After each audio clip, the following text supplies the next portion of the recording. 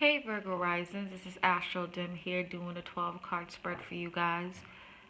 I promise I shuffled the cards beforehand. I keep getting interrupted. And again, I like to do these readings in one shot. So, because it's easier for me to upload when I have to edit, then upload. For some reason, I have issues with doing that with my current resources. So, please trust me on this. I promise you, I shuffled these cards. Virgos, y'all are going to have a big transformative month. Y'all have death as the overall card, but y'all about to run into some money. You got 1, 2, 3, 4, 5 pentacle cards, and they're all positive ones. And then you also have what you call it, 2 like love cards. It looks like it's just ill. Got some cards that are like not the best too, but very minimal. Overall, this is going to be a popping month for you guys, okay?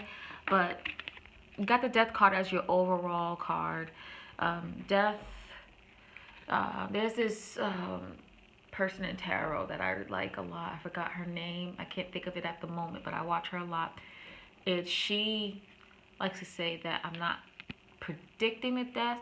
I'm talking about a death that has already happened and is affecting you. So this could be a situation in which you're getting transformation because of a death that has already happened. I'm not predicting one. I refuse to predict deaths, okay? I feel like you can change energies sometimes. I feel like we have, humans have a lot more power than we feel like we do.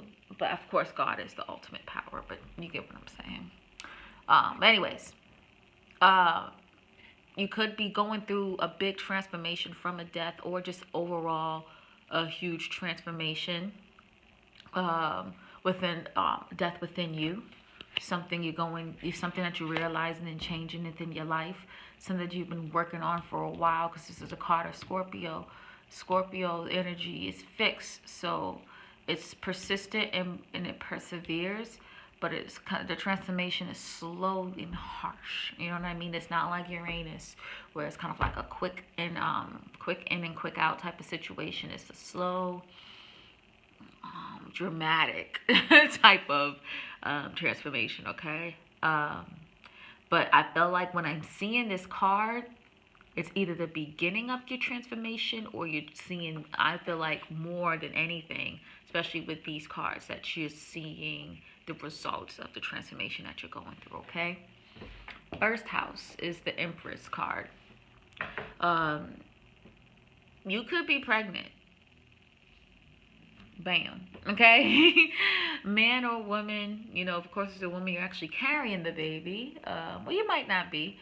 But you could be expecting in general. If you're not expecting, keep your eye on that if you are, though, just in case you're not trying to get a baby. But you could be expecting, but you also could be coming off as someone that is a huge creator, a huge nurturer.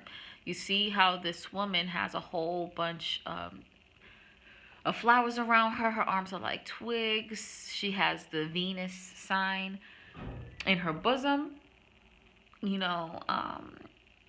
She basically is nurturing these plants and giving birth to these plants and giving them the ability to live. So you could be coming off as someone who is, if you're not pregnant, someone who is nurturing and taking care of somebody and giving life to things, giving life to your projects. You might be just looking extra motherly, extra nurturing. You're just bringing things to life and keeping them strong and keeping them going. So that's how people are seeing you when they first see you. You could be, if you're a woman, be getting a little bit more curves. You could have been working on that and you're appearing that way, which is, again, giving you kind of like this motherly feel. If you're a man, it could be a kind of like a moon in the first house where you're like softer. You seem a little soft. You're not like this ripped up dude. Or in general, you just are letting your guards down and just being willing to nurture and love people. And you're looking like it. You know what I mean? You're looking the part. Your personality in general, when people first meet you, is like that. Your persona, which is good, because no wonder you're getting kind of these love cards, and no wonder you're attracting this money. Because you're letting your guard down, and you're nurturing and loving, and karma's kicking back at you. Okay. Interesting enough, this the you got Six of Swords for your second card, for your second house. Now, second house is self-worth and material worth.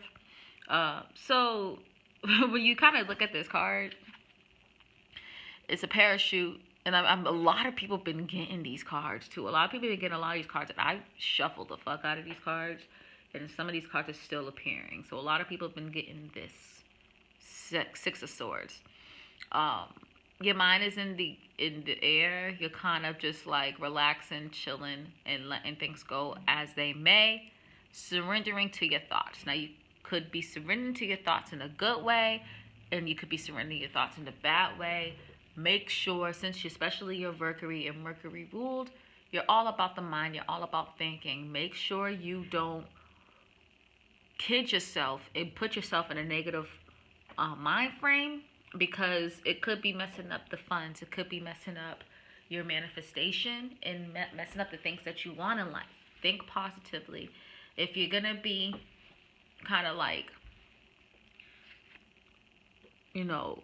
letting your minds take you where it may, make sure you're doing this in a positive light. June is first half is, your sister sign was Gemini, which I know sister signs usually with elements, but I feel like y'all are sisters too, maybe even stepsisters, because y'all both have Mercury as y'all's planet.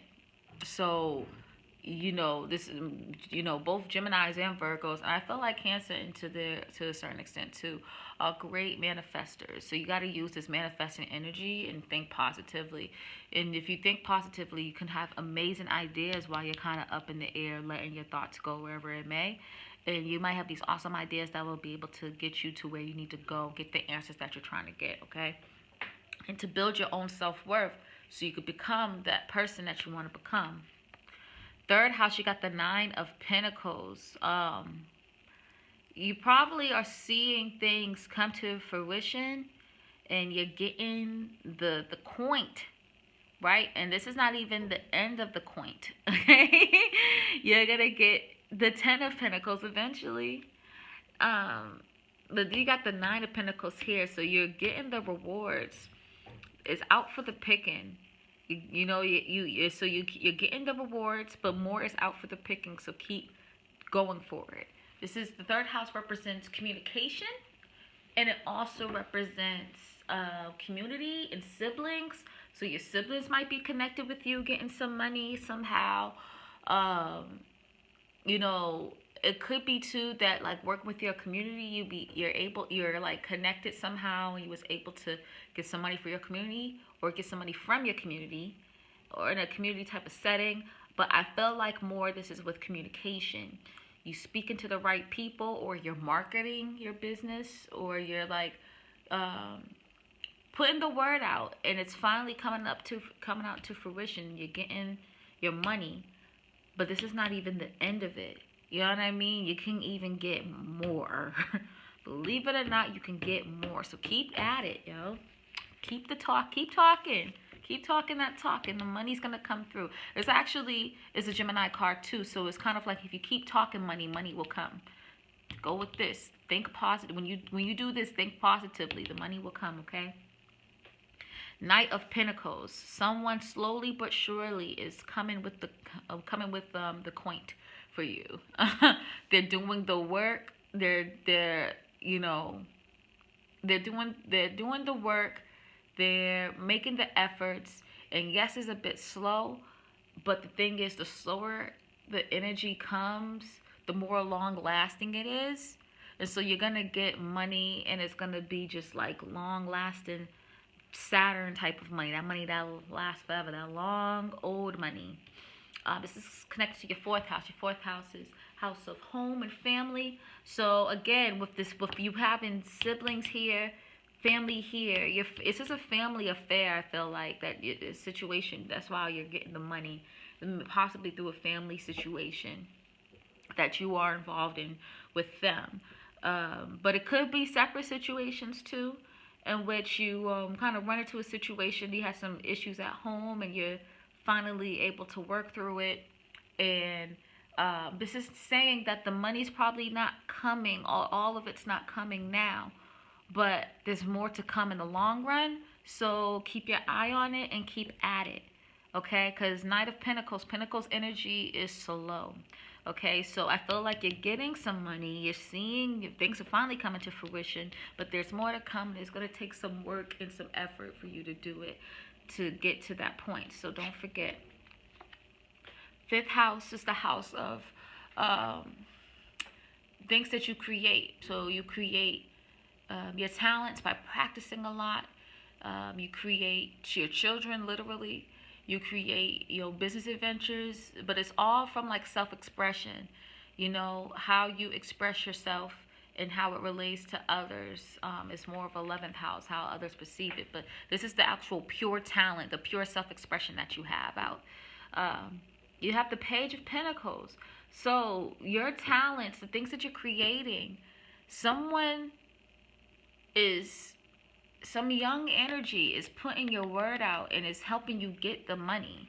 You know, the words finally coming out on what you can do and what you can bring to the world and how bomb your talents are and your creations are. And, you know, some young energy, it could be manifested as a person, could be manifested as a spirit, is getting you the connections to make that money that you deserve. It could be your child too, because it's, you know, the fifth house is the house of children. It's getting you into somehow, I don't know how a child could, but it's possible, getting you to a situation where you can run into some money too. So keep that in mind if you have children. But some young energy is kind of pushing your ideas and your talents out there, and you are getting the opportunities that you need from it. Sixth house has the Eight of Swords. Sixth house is routine, organization, kind of like your everyday life habits and the things that you do that like on an everyday basis. So it could be like cleaning, hygienics, working out, like things that you do with a frequency. So with the Eight of Swords, it seems like that you have a lot on your mind and you're juggling a lot and you're handling your responsibilities. The person seems chill and cool, but look what they're doing at the same time. They're juggling swords. You know what I mean? It's just not the safest thing. So don't neglect your routines. Don't try to like forget about certain things and responsibilities that you have in your everyday life. I know you probably are going through a lot and there's a lot of stresses and you're kind of like doing one thing to another. But try to like organize yourself a little bit more, so you won't be so stressed out. Ask for help. Know that you're not alone and there's probably people out there that will be willing to help you. Don't do this by yourself because you're going to just stress yourself out. For the seventh house, that's the house of relationship and relating to others. It can be romantic or platonic, but I see a little bit more on the romantic side. You got the Six of Pentacles. So someone else got a Six of Pentacles. I forgot which house. I believe it was a Leo or Cancer. Could be both. But the Six of Pentacles, how I described it to them is kind of like you see this like bread, right? And how it is like the final product. But you know, bread naturally is made out of things of nature, things that come from the ground. And it's still connected from the things that are coming from the ground because the leaves are around it. Right? So it's kind of showing you that, it's showing you kind of the whole procedural process of getting the final product, which is bread in this card. Like what the bread is coming from, what the bread's roots are. And so when it comes to you and relating to others, especially when it comes to business ventures, since the Pentacles are involved, or anything that has to do with money, if it's still romantic, don't forget your roots. Don't forget where things came from. Don't forget the processes and the procedures, because it will lead you into the final product, which is the bread. You know what I mean? So don't forget that there's the steps that you have to take to build a certain relationship, because you may seem a bit neglectful if you don't. Hopefully that makes sense. Let me know if you guys need a clarification on that. The 8th card, you got 2 of Pentacles. Y'all, the second person that reminded me of this. 2 of Pentacles is you kind of being entrepreneurial and making things happen, manifesting. But the 8th house represents intimately bonding with others. So you could be manifesting, intimately bonding with someone. It could be you're manifesting through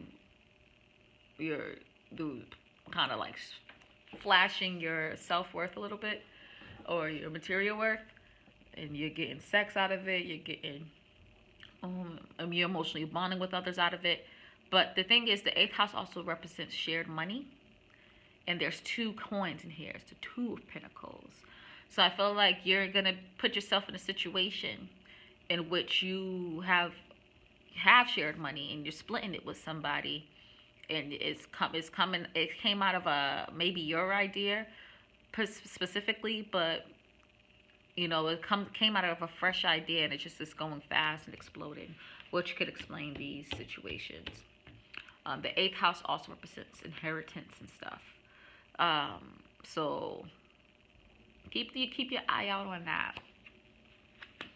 A lot of Pentacle cards for you guys. The 9th house is the moon. It's so funny how I'm getting similar readings for everybody, but with different cards. Because when I do these cards, I look at the cards, of course, but I try to, you know, also channel this information too through my higher self and ancestors. But with this card, you're getting wisdom and learning about different philosophies, different religious philosophies, scientific philosophies, whatever type of philosophy, whatever type of higher learning or something that you have to look more into. You're kind of becoming more wise to a situation, and it's hitting you emotionally. It's hitting you hard emotionally. You're understanding a little bit more about the universal unconsciousness. So you kind of woke up about something about it, and it's like, yikes. You know what I mean? It does hit you to your core. It does make you kind of emotionally erratic, but it's all for the best because it's making you wiser. Okay?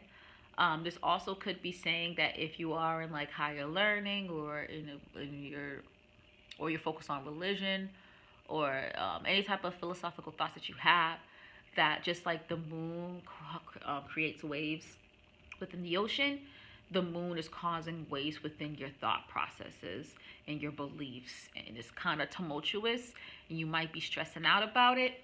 You might be going through some huge changes when it comes to how you think about certain things, philosophical, religious, those type of thoughts, foreign ideas. Also, if you're going to travel, long distance, like foreign travel, be careful. Okay, just keep your eyes out. Don't fall for the okie doke. Someone else did get the Emperor for the 10th house. I don't know who though. I don't know who, but someone else did. Some sign before y'all, so it's either Aries, Taurus, Gemini, Cancer, Virgo, Leo. So kind of look through. You can, just looking at the first few seconds of the video, you'll see the cards laid out, so you'll know, and it might be connected with you, okay? But the 10th house represents status recognition in your career. So you might be put in a situation where you are the emperor of your career. You are the controller and the leader of your own status, your own recognition, your own career in general. you know. And this kind of shows it with the money that you can get in. Is I kind of feel that a lot of a lot of Virgo risings are kind of in a situation where they're making their own money. They're being entrepreneurs. They're their own boss, or they're in a situation where they are the boss amongst thousands and possibly hundreds of people. But I feel like a little bit more of an entrepreneurial spirit here. But you are the leader. You are taking control of your own destiny and taking control of your own career, your recognition. You may seem a little dictatorial, so be careful of that. But for you to have both the Emperor and the Empress in your deck, in your spread, is very, very, very powerful. You are really just taking control of your life, and you're supposed to be doing this. And this is why things are starting to finally come into fruition for you. Your love life is getting popping. Your money's coming. You're connecting with fam. You're getting, you're learning new things philosophically. And it may seem a little painful and annoying at the time, but overall you're going to be like, wow, I really needed this. You're taking control over your life, man, and it's really paying off finally. That's dope. Knight of Cups for the 11th house. The 11th house represents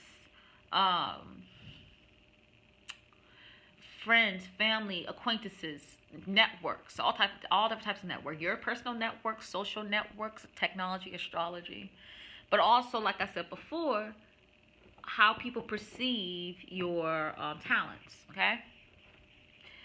With Knight of Cups, someone's offering their cup to you, saying, "Hey, come here. I got this for you. Come and get this loving. Come and get these emotions." You might be connected with someone who's a friend, not a close friend, more on an acquaintanceship side, or not a best friend, but a friend of yours is either wanting to become closer to you on a platonic level or trying to get with you on a romantic level. Regardless, there's someone in your network that's trying to get closer to you. It may be platonic, it may be romantic. Look out for it. I'm feeling a little bit more on the romantic side. But this person, because the Knight of Cups is romantic, they're trying to pull all the stops to show how much they care, how much they love you. Look at this motherfucker. He is riding a freaking dolphin. And the dolphin is using its spout to freaking levitate the freaking cup with water. Not levitate, but pull the water up. That's magnificent, yo. You know what I mean? Like, they're pulling all the stops to show you how much they love you, and I think that's so sweet. 12th house is the Two of Cups. This is so funny to me. And I'll keep that private. But Two of Cups, you are spiritually pairing with someone, a soulmate, spiritually, on the astral realm and the astral travel. You're connecting with them. Will it happen in the 3D? Will it happen in the real, not real world, but the physical world? Maybe, maybe not. It probably will. It might take some time. But right now, you are connecting with a soulmate, astrally and spiritually. And y'all are making plans, getting to know each other to figure out how y'all gonna handle this when you get into when y'all manifest this through the 3D. What I would do if I were you, Virgo rising, is write your dreams down. Try to remember the details and write them down immediately as soon as you wake up, because it might give you clues on who your soulmate is. The soulmate might be romantic or platonic. But with the Two of Cups is usually kind of shown as a romantic kind of feel. But it could be just anyone that gives, pulls on your love strings romantically. But you're meeting with them astrally, and that's dope. That touches me because I have the 7th house. My 7th house ruler is in the 11th. And so I always astrally meet up with my soulmates. Whether they're platonic or romantic. So, especially the romantic ones. So, I think that's pretty cute and dope, all right? This is a dope ass month, and this was probably the most easygoing, flowing reading that I did for anyone so far, Virgo. Y'all are my sister sign, not stepsister like Gemini, but sister sign because I'm a Capricorn. So I'm wishing y'all nothing but the best. I hope this June is lovely and wonderful as this is predicting. It may feel shaky. It may feel like a big change is happening. But trust me, look at these cards. It's all for the better, okay? Love y'all much. Please comment, like, subscribe, share, care, all that good stuff. Check my podcast, which is pretty much on everything except for Spotify, because Spotify want to be playing on people. But it's called My Bed and Astrology. And I talk about real cool stuff, okay? About astrology. And I'm in my bed while saying it. So it's My Bed and Astrology, okay? Hope y'all enjoy. Love. Peace.